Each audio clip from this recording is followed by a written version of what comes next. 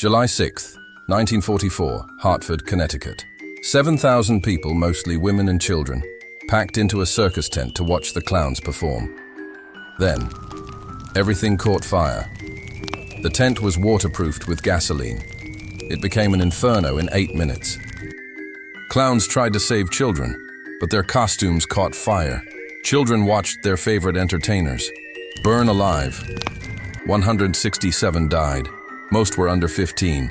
This is why we fear clowns. This is why Stephen King wrote IT. This is why Pennywise haunts your nightmares. Because the horror is real. The dark history of clowns, why its horror is real. To understand why clowns became symbols of horror, we need to go back to that July afternoon in 1944. World War II was raging. Most Hartford men were overseas fighting. The Ringling Brothers and Barnum and Bailey Circus, the greatest show on earth, rolled into town offering an escape.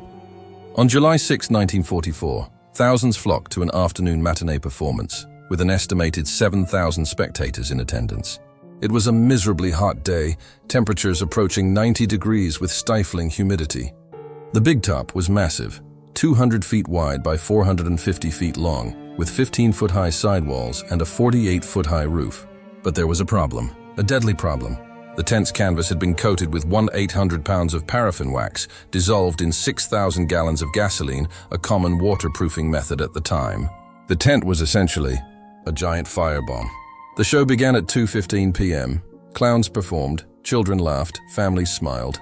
Then, around 2:40 p.m., following the French Lion Tamers Act, the great Wallender's trapeze artists took their positions. And then, someone noticed smoke. The circus band, led by Merle Evans, immediately played The Stars and Stripes Forever, the circus emergency signal designed to warn performers without panicking the audience. But it was too late. Within less than 10 minutes, the tent's ropes were consumed by flames and its thick poles gave way, bringing the 19-ton burning Big Top crashing down on anyone still trapped inside. Scores of people, primarily women and children, were trapped underneath. Their final screams followed by a moment of shock and stillness. Circus clown Emmett Kelly was famously photographed carrying a bucket of water during the fire, appearing in newspaper reports nationwide under the headline, "The Day the Clowns Cried." When the flames finally died, at least 167 people lay dead. More than 700 were injured. Unlike most fires where smoke inhalation is the leading cause, many circus fire victims died of severe burns, charred so badly they had to be identified by scraps of clothing, jewelry, or dental records. The best-known victim was a young blonde girl in a white dress, known only as Little Miss 1565, named after the number assigned to her body at the makeshift morgue. Her identity remained a mystery for decades. Survivors carried the trauma for decades. 70 years later, one survivor said, "Until this day, I can smell the stench of human flesh as the blaze consumed its victims." This wasn't just a fire. It was the day childhood innocence burned. The day clowns stopped being funny.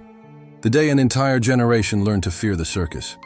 But this tragedy was just the beginning of clown horror, because the man who created clowns had his own nightmare story. But to truly understand why clowns became terrifying, we need to go back even further to the man who invented the modern clown. Joseph Grimaldi, 1778 to 1837, the son of a deranged Italian immigrant, was the most celebrated of English clowns. Before Grimaldi, clowns were just rustic fools in tatty clothes.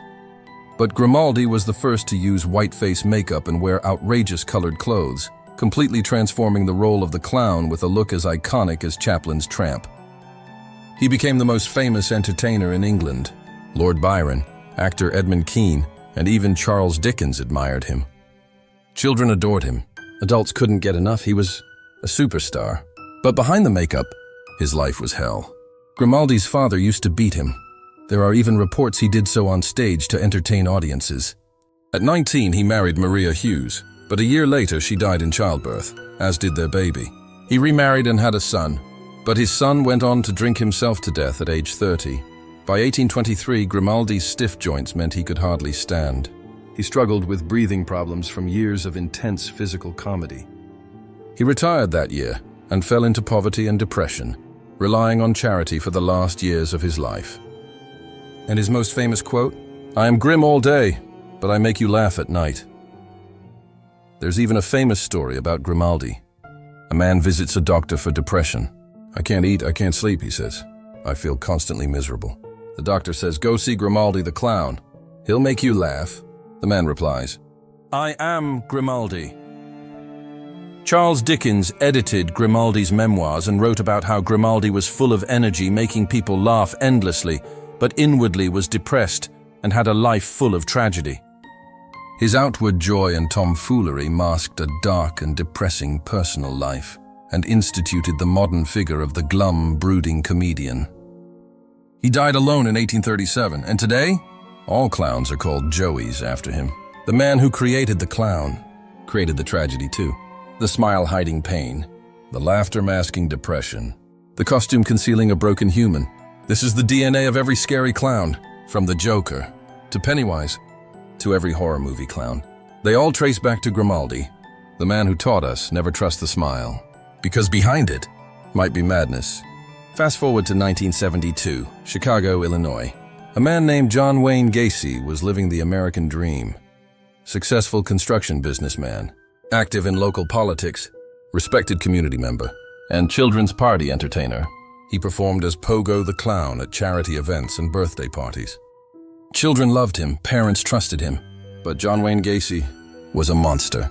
Between 1972 and 1978, he murdered at least 33 young men and boys. Most were teenagers. Many were runaways or vulnerable youths he lured with job offers. His method was brutal. Handcuff them under the pretense of a magic trick, then torture and kill them.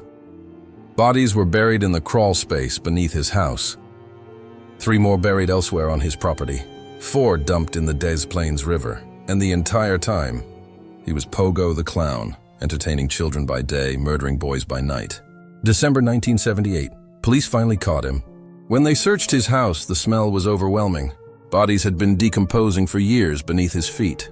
At his trial in 1980, prosecutors revealed the full horror, the torture, the suffering, the sheer number of victims. Gacy showed no remorse. While on death row for 14 years, he painted hundreds of paintings, many of himself. As Pogo the Clown, these paintings are now sold to collectors. Some claim they're cursed. Owners report nightmares of the clown coming alive. Strange sounds in their homes, feeling watched. Some have burned the paintings in terror. May 10, 1994. Gacy was executed by lethal injection. His last words? Kiss my ass, but his legacy lives on, because John Wayne Gacy didn't just murder 33 people, he murdered the innocence of clowns. After Gacy, clowns were never the same. Stephen King was writing IT around this time.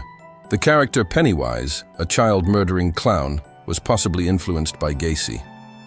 Horror movies embraced the killer clown trope. Coulrophobia, fear of clowns, became a recognized phobia.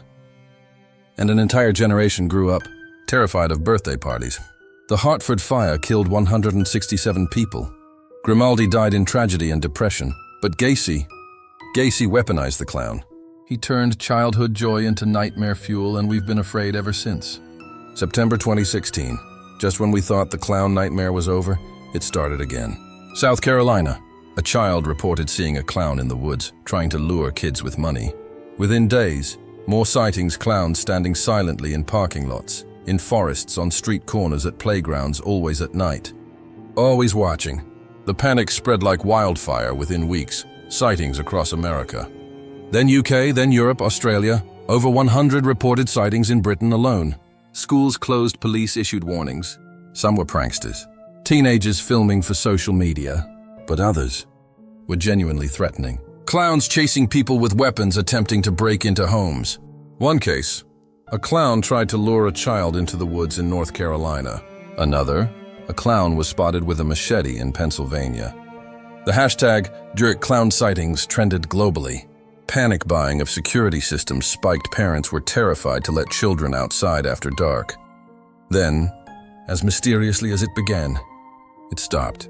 By November 2016, the sightings vanished. What caused it? Theory 1, social media challenge gone wrong. Copycats feeding off each other's posts. Theory 2, marketing campaign for the IT movie which released in 2017.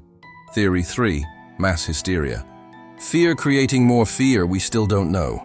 But what we do know is this: In 2016, the entire world proved it's terrified of clowns. Because deep down, we remember.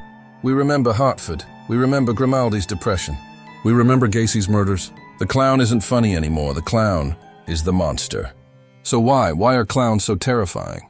It's not just the makeup. It's not just the history. It's something deeper. Psychologists call it the uncanny valley. Clowns look almost human, but not quite. The exaggerated smile, the painted-on emotions, we can't read their real expressions. We don't know if they're happy or hiding something. And our brains hate that uncertainty. Think about it. A clown's makeup completely obscures their face. You can't see their real eyes. Their real mouth, you don't know who's behind the mask. Friend? Stranger? Predator? Your instincts scream danger. But it's more than psychology, it's history. Every generation has learned the same lesson. The Hartford Fire taught us clowns can burn children. Grimaldi taught us clowns hide depression and madness. Gacy taught us clowns can be serial killers. 2016 taught us clowns can appear anywhere, anytime. IT didn't create our fear of clowns. AT tapped into something that was already there. A fear passed down through generations. A cultural trauma we all carry. Pennywise works because on some level, we believe it could be real because it was real, just not supernatural. The monsters were human and they wore clown makeup. Today, professional clowns struggle, birthday party bookings have declined. Circuses have adapted or closed. The word clown itself carries negative connotations. And it's not fair to them. Most clowns are good people trying to bring joy. But the damage is done. July 6, 1944. 167 people died watching clowns. Joseph Grimaldi spent his life making others laugh while drowning in depression. John Wayne Gacy murdered 33 boys while dressed as Pogo. 2016 proved the entire world is still terrified. So yes, IT's horror is real not because of supernatural evil, but because history taught us. The smile can hide flames, the makeup can hide madness, the costume can hide a killer. And that's more terrifying than any horror movie. Because it actually happened. The next time you see a clown and feel that instinctive fear. Now you know why it's not irrational, it's memory cultural trauma passed down through generations. The clown isn't funny. The clown is the warning. If this disturbed you, good. That means you're human. Subscribe for more dark history that'll keep you awake at night.